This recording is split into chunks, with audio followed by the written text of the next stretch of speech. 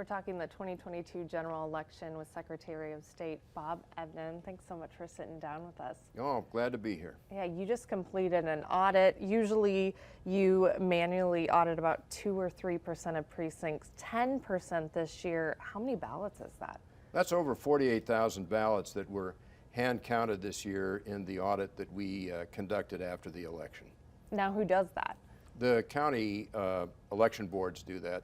So we had at least one precinct in every county of the state, and the county election boards then do these hand recounts of 3 races: the governor's race, the congressional race in that district, and a local race. And why did you expand it this year? You know, Nebraskans have expressed concerns about the integrity of elections. They've expressed concerns about the integrity of elections nationwide, and they've expressed concerns about it in Nebraska as well. I thought it would be a good idea for us to expand this audit. Let's see how we're doing. Let's take a little broader look at how we're doing. Let's make sure that we get representation in every county of the state, and take a look at the results of that audit. We counted over 48,000 ballots, the county election boards, and when we compared the hand count to the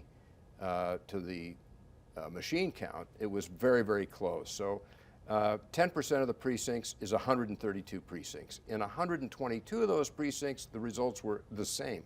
That is, the hand count and the machine count were identical. In 10 of the precincts, there was a variance of 1 or 2 ballots. So a total of 11 ballots variance. 9 precincts had a 1 ballot variance. 1 precinct had a 2 ballot variance. 11 total out of over 48,000 ballots counted. Now, that's a variance rate of 23 thousandths of 1%. That's pretty good. Yeah. What percentage would you be concerned? Well, it's not uncommon to see a 1 or 2 ballot variance. Our variances are really pretty slight. You can see a 1 or 2 ballot variance once in a while. So this is fairly consistent with what we had hoped that we would find.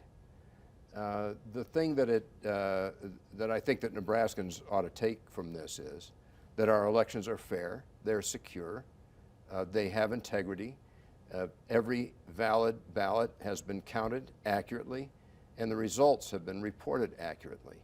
And really what this means is that our county clerks and our county election commissioners all across the state, their deputies, their staff members, the poll workers, the volunteers, the people who conduct our elections, they are our friends and our neighbors, and they're doing a great job. We really, as a state, owe a great debt of gratitude to the people who are involved in elections in each county across the state. We ought to congratulate them for their fine, excellent, exemplary work, and we ought to offer them our thanks. And you're not seeing these slight discrepancies impact elections at all? No, these have not had an impact on elections.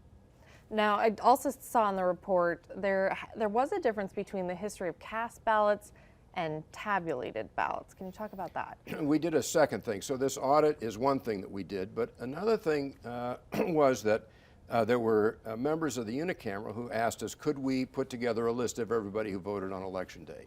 Now, that's not something we'd ever been asked before. There are such lists that are maintained by the counties, but we've never been asked to centralize that list before. And I said that we would look into it and see if we could do that, and we did. So the counties all submitted their voter histories, which is where they identify who came in and signed the polling book, who sent in an early ballot, signed the envelope. There were over 682,000 people who voted. There were over 682,000 people who were in the voter histories. And we compared that voter history, the total, with the total number of ballots that were counted. Now, the total number, the variance between those two was 29 ballots. There were 29 fewer ballots counted across the state than the number of people we had voter history for. This is 29 ballots out of over 682,000 Now that's a variance of 0.04%. So once again, these are very close. We have reason to take great pride in our elections. We have reason to have good, strong confidence in the integrity of our elections. And that's what this information, this data shows. Yeah, definitely a lot of, or a topic that a lot of Nebraskans have been talking about. The election is over. Is there any loose strings to tie up? Any investigations going on? Any potential fraud? Well, we haven't had reports of fraud, but what's coming up now is that Nebraskans voted to adopt voter ID. Nebraskans voted to amend the state constitution to provide for voter ID. And that amendment calls upon the legislature to pass legislation to implement voter ID in Nebraska. So we are working with the legislature. We've done a great deal of research on this. There are obviously practical considerations as well. So we're working with the legislature on this to get a bill passed this session that will implement the voter ID requirements that our voters overwhelmingly adopted to amend our Constitution. There's probably a lot of unknowns, but I would assume that there's a lot of training that your office is going to have to do in the future on this. There will be training, absolutely. We will incorporate training in the other training that our office provides in support of our counties. We took a look at how many Nebraskans who are eligible to register to vote, how many Nebraskans already have state-issued photo IDs, and the answer is 98%. 98% of Nebraskans who are eligible to register to vote already have state-issued photo IDs. So there are 2%, we estimate, that do not. Well, that's a manageable number, and we'll have to go out and see what's the roadblock, what do we do to address that. The idea here is to make it easy to vote and hard to cheat. So voter ID, which I was not surprised at the overwhelming support that it received. I supported it.